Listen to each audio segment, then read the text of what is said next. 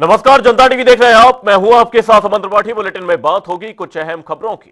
मुख्यमंत्री पुष्कर सिंह धामी बिहार के पटना स्थित गांधी मैदान में नवनिर्वाचित सरकार के शपथ ग्रहण समारोह में शामिल हुए, जहां उन्होंने नवनिर्वाचित मुख्यमंत्री और मंत्रिपरिषद को बधाई दी और बिहार की प्रगति एवं उज्जवल भविष्य की शुभकामनाएं दी। इस दौरान उन्होंने विभिन्न राज्यों के गणमान्य नेताओं से शिष्टाचार भेंट कर राष्ट्रीय विकास, सुशासन और समन्वित नीतियों पर विचार विमर्श भी किया। मैं नीतीश जी को और सभी मंत्रिमंडल में सभी मंत्रियों को सबको बधाई देता हूं, शुभकामनाएं देता हूं और माननीय प्रधानमंत्री मोदी जी के नेतृत्व में एनडीए गठबंधन की सरकार बनी है। विकास जो तेजी से आगे बढ़ा है उसको और तेज गति प्राप्त हो, क्योंकि पूरे देश में आज एक नया कल्चर पैदा हो गया है प्रधानमंत्री मोदी जी के नेतृत्व में। जहां भी डबल इंजन की सरकारें बन रही हैं वो सुशासन स्थापित कर रही हैं, विकास स्थापित कर रही हैं, पारदर्शिता के मानकों पर चलते हुए नित नए नए आयामों को स्थापित करने का काम एनडीए गठबंधन और डबल इंजन की सरकारें कर रही हैं। बिहार में क्योंकि जिस अपेक्षा से, आशा से बिहार की जनता ने यहाँ पर प्रचंड बहुमत की सरकार बनाई है, उसी प्रचंड गति से बिहार का विकास भी आगे बढ़ेगा। मैं सभी को, बिहार वासियों को भी सबको बहुत बधाई देता हूँ, शुभकामनाएं देता हूँ। हरिद्वार में पूर्व सीएम हरीश रावत ने बिहार विधानसभा चुनाव में एनडीए की जीत पर सवाल उठाते हुए कहा कि बीजेपी ने 101 उम्मीदवार उतारे और 89 जीत गए। ऐसा स्ट्राइक रेट सिर्फ रूस में पुतिन और चीन में शी जिनपिंग के दौर में देखा गया। हरीश रावत ने आरोप लगाया कि अगर कहीं और ऐसा संभव है तो वे केवल नरेंद्र मोदी के शासन में ही हो रहा है।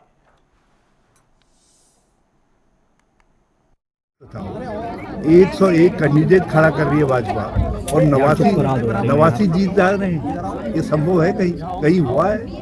केवल पुतिन के वहां हुआ है रूस में, और केवल सी के वहां हुआ चीन में। तो और उसके बाद यदि कहीं हो रहा है ऐसा है, तो वो मोदी जी के राज में हो रहा है। 88% का स्ट्राइक रेट जो है, ये तो पुतिन और सी बन गए। जिले में सर्दी बढ़ते ही प्रशासन सतर्क हो गया है। ठंड को लेकर स्वास्थ्य विभाग ने समीक्षा बैठक के इस दौरान जिलाधिकारी भी बैठक में मौजूद रहे। इसी को लेकर हमारे संवाददाता हर्ष सैनी ने मुख्य स्वास्थ्य अधिकारी डॉक्टर आर.के. सिंह से खास बातचीत की। क्या कुछ रहा इस बातचीत में, वो सुनिए। मौसम में होते परिवर्तन को देखते हुए हरिद्वार जो स्वास्थ्य विभाग है वो लगातार लोगों से जागरूक रहने की अपील कर रहा है।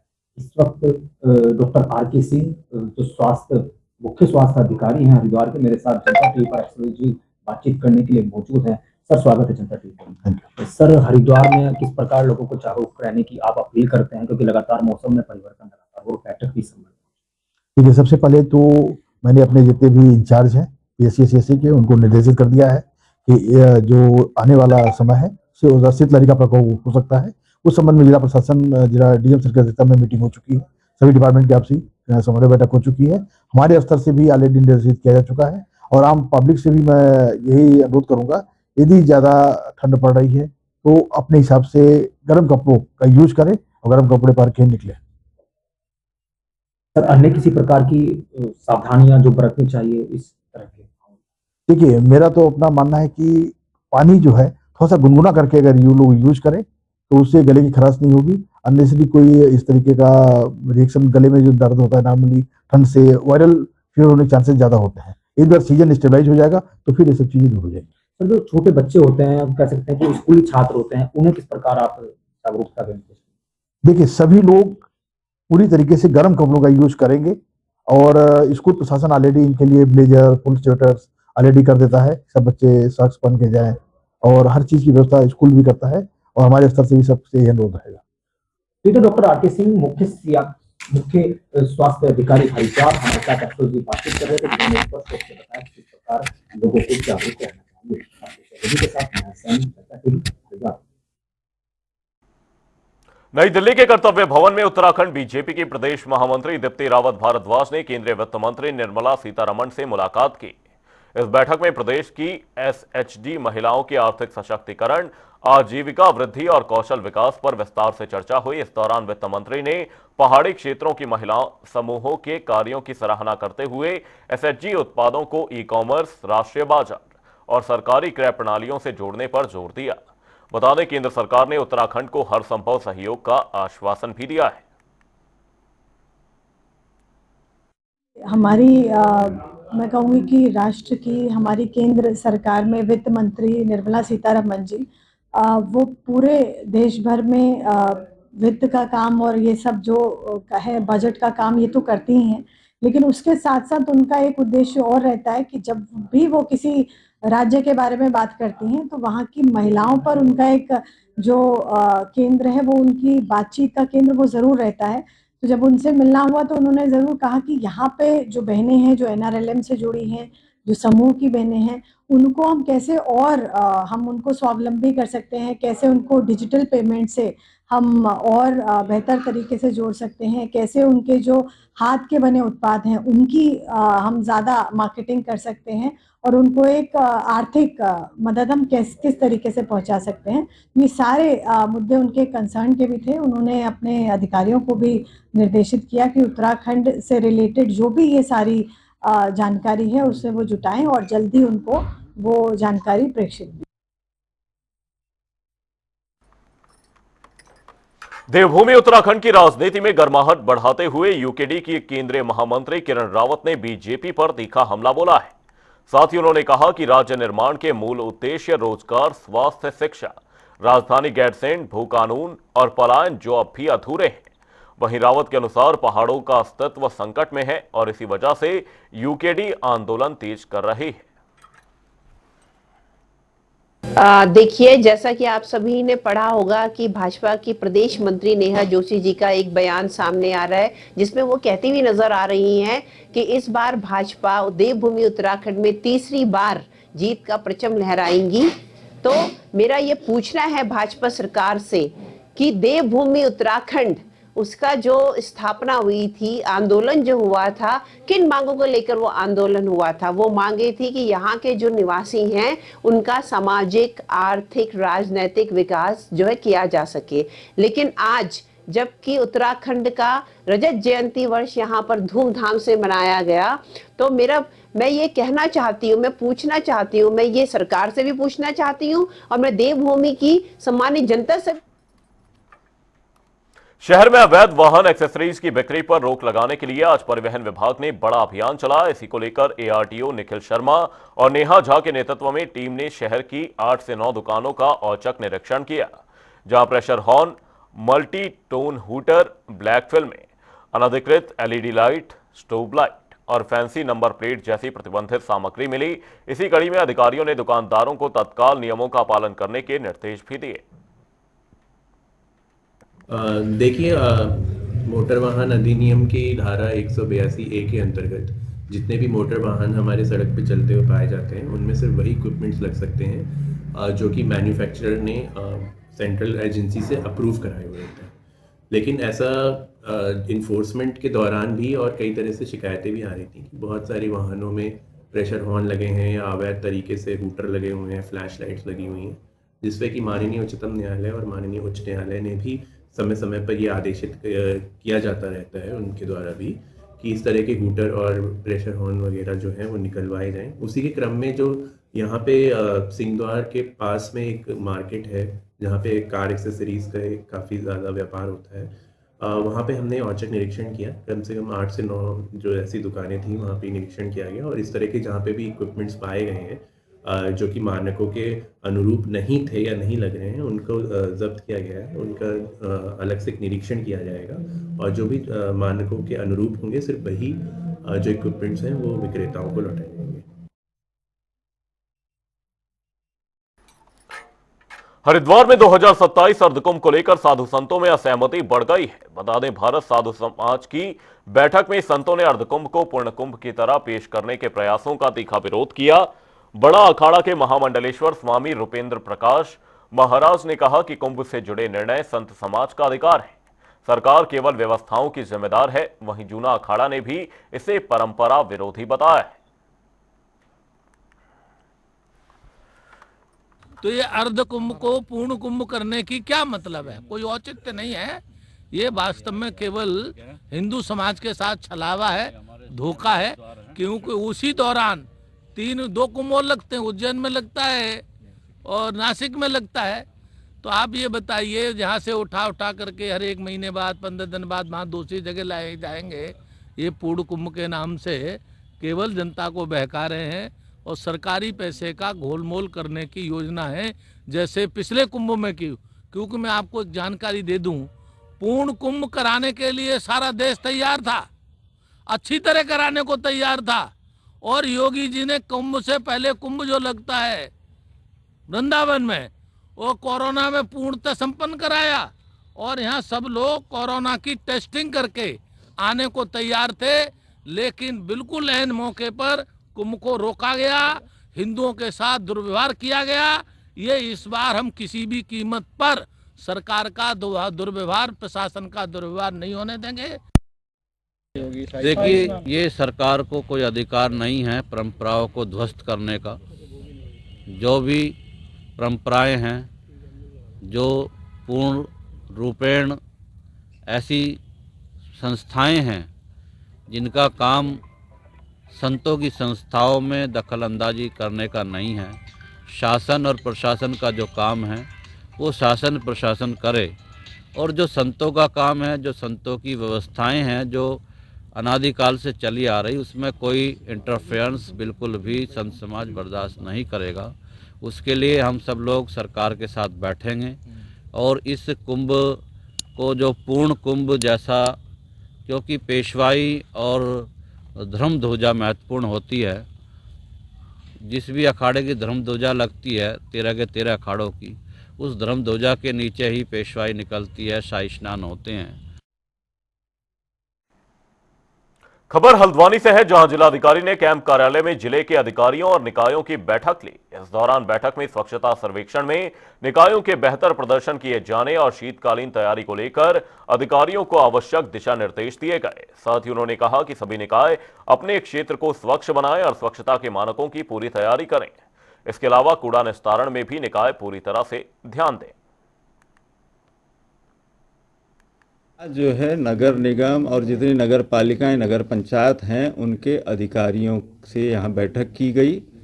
नगर की जो स्वच्छ भारत मिशन की जो रैंकिंग होती है, ऑल इंडिया रैंकिंग, उसमें सुधार के लिए स्वच्छ भारत मिशन की जो गाइडलाइंस हैं, उसमें सॉलिड वेस्ट मैनेजमेंट की क्या स्थिति है, लीगेसी वेस्ट का निस्तारण किस तरीके से किया जा रहा है, और जो मुख्य मार्ग हैं, पार्किंग है, कम्युनिटी सेंटर्स हैं, नगर पालिका के दफ्तर हैं, रेलवे स्टेशन है, बस अड्डे हैं, और जो बाज़ार है, उसके अलावा नदी किनारे या शहर के प्रवेश द्वार पर, तो इस कूड़े को किस तरीके से ये रोज़ दैनंदिन रूप से सफाई करेंगे, इसके लिए उन लोगों को कहा है कि निर्धारित कार्य योजना के अनुसार काम करेंगे।